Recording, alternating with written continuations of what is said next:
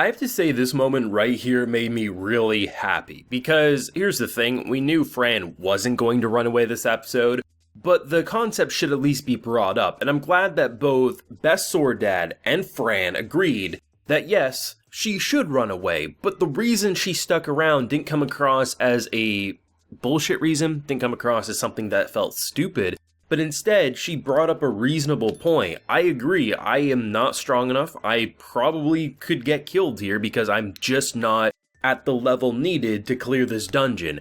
But there's a bunch of people behind me in that village that I care about, that if I leave, they will die. And the fact that that was the justified reason of sticking there and ultimately getting that W in the way they did, it just felt good. It felt like one of those things where the thing that I brought up a couple of times throughout these videos is like, I want her to recognize her own shortcomings. I want her to suffer defeats. I want her to realize that sometimes you have to pull away. But there's also those times where you can't pull away, because if you do so, people behind you will end up killed. She rushed through this dungeon and left a couple of stray goblins to fight, but nothing that would overwhelm the sheer force of these people. And most importantly, should the dungeon not be dealt with quickly, more will come and kill the people that are fighting the current goblins, right? So everything about her justification of why she continued to push on made me really happy, and I'm really excited to see where the end of this episode is going to go, because you get the most creepy ass character of all time, at least for this show,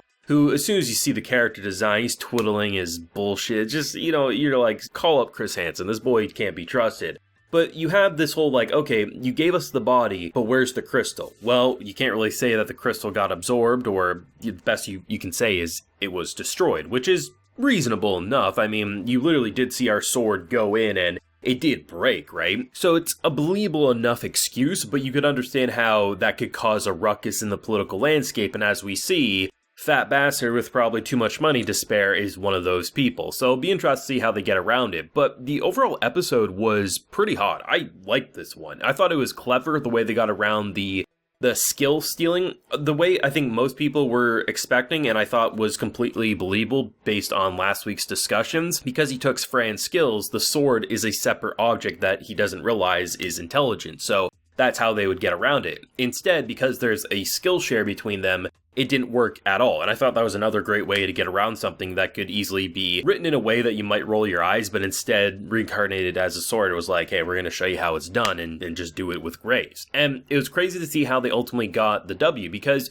the thing is anyone who's played any game knew exactly which character you needed to aim for, and it was the creepy-ass goblins summoning everything. However, this isn't a game to them, this is reality, and it doesn't mean like they naturally are going to know common sense things the same way people who have watched dozens or hundreds of isekai anime and have played hundreds of video games would naturally say, we know who to aim for. It's not the big giant devil, it's the goofy ass gross goblin in the background. But I like how Sword Dad figured it out, they redirected, and I thought the way they were ultimately able to get the jump on a character who was far too strong. Like, they even admit at the beginning of this episode, like I mentioned, they realize they're not strong enough. So how do you defeat something that's stronger than you? Often you pull a power up out of your ass, and that's how a lot of these shows do it. Instead, the way they got about the misdirect, you can have characters who are 7 feet tall, and you can have a 4-foot person go up in a boxing match, right? But if you do it right, there's potential ways to make that small person end up winning. And the fact that they did exactly that with this,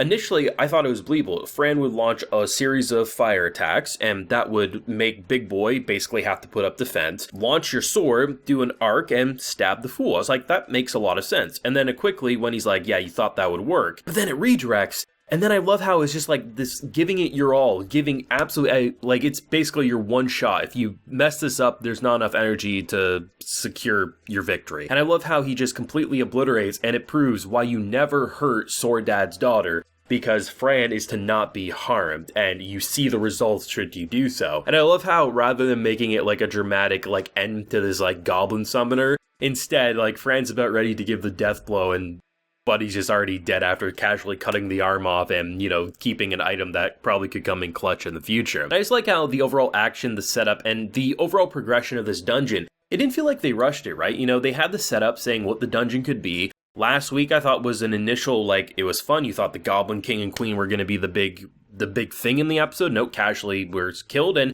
we just continued to escalate it and then resolve it in a satisfying time frame that it didn't feel rushed, didn't really feel like they're rushing through this dungeon or doing things too quickly, but instead it was the natural pace I think it should be for what happened. And when they started to slow down and get their asses handed to them, it was believable for the reasons I've already mentioned, right? And I like how the aftermath of it, I like how they're genuinely impressed by Fran, like, goddamn, this little girl took care of this, like, B-rank creature. That's amazing. And then you have my favorite character right now, man. This Hellboy-looking mofo comes in so proud, but then starts shaking down, like, how dare you? Did I not punch in these, lessons, the 10 lessons of an adventurer enough? I was like, this is just amazing. I love it. And it's just going to be fun to see how the world's going to continue to open up around Fran, because Fran's the type of character who no one thinks much of at a first glance. It's just a little girl from a species that everyone discriminates against. But then she continues to do these things that makes people raise an eyebrow. On one hand, they're happy that she's on their side, but as you see with the Guildmaster, there's definitely some doubts. You've helped us a lot, so I'm not going to push you too far, but I do realize you're hiding something. He just doesn't realize talking sword is what's happening,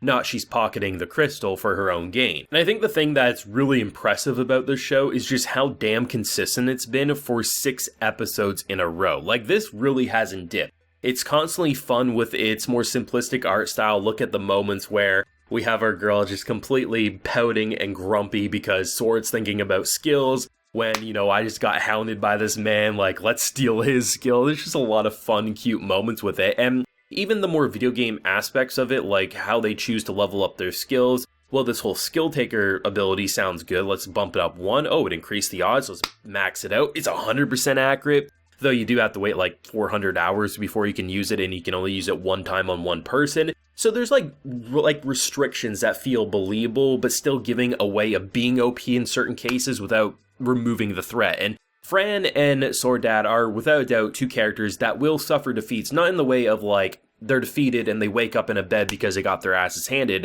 but there's going to be pushback. There's going to be a lot of hardships that they have to learn. But Fran brought up a reasonable point. There's a lot of people that she needs to protect, and if she's not good enough to do it, then everyone behind her will most likely end up dead. And I really doubt if you put all the adventurers that came to this dungeon, had Fran not rushed in to solve the issue herself, there would have been a lot more casualties than if she would have got reinforcements. Yes, reinforcements are good in certain cases, but in this case, Fran made the right call, even though sometimes she's made the wrong call at pushing on and almost getting herself killed. She's learning, she's growing. I think both of them are doing a great job while being funny and badass all at the same time. But I leave another episode of Reincarnated as a Sword very impressed. This has been a great watch. Dungeon clear when she cheered was adorable, and it just felt like a well-earned victory, right? But thoughts, feelings, ideas on where it might go from here, if you do want to let me know, leave a like if you enjoyed, and subscribe if you're new around here. You can also consider supporting the Patreon for exclusive content ranging from live reactions and video shoutouts like Pranay Someshwar is getting today. So I appreciate the support, and take care everyone, and have a good one.